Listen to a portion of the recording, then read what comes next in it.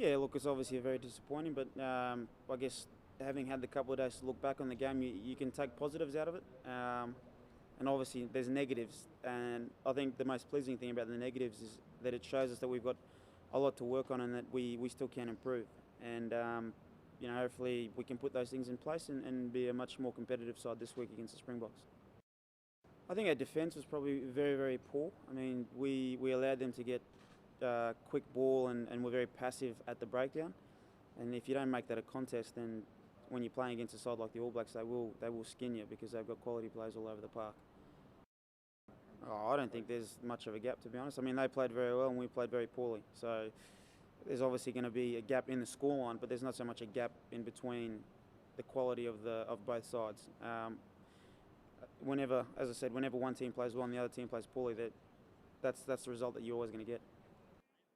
Yeah, it is very different. They've obviously got all their, I guess you could say, their frontline players coming back and players that make a big difference to the way that they play. So I don't think they'll be too different, but they'll be a lot more effective in what they do because of the quality of players that are coming back. And as you said, it just makes for a bigger challenge, and to be honest, it just makes it a lot more exciting.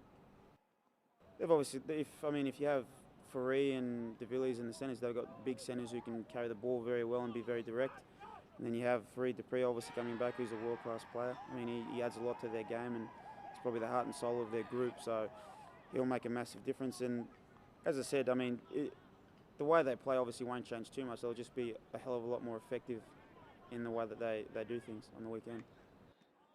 Oh, I think, in my opinion, best number 9 that I've seen play. I mean, I love watching him play. I mean, he gets caught sometimes even just looking at him do things on the field, but he's got a great pass, great kicking game, great running game, and he's always, more often than not, making the right decisions. So that's what you want from your halfback, and he does that very, very well.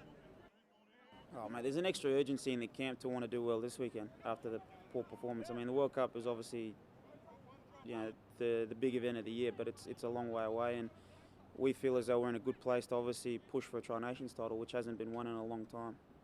And as I said, that urgency is just for everyone to do their jobs this weekend so we can put in a competitive performance and play well and hopefully come away with a win.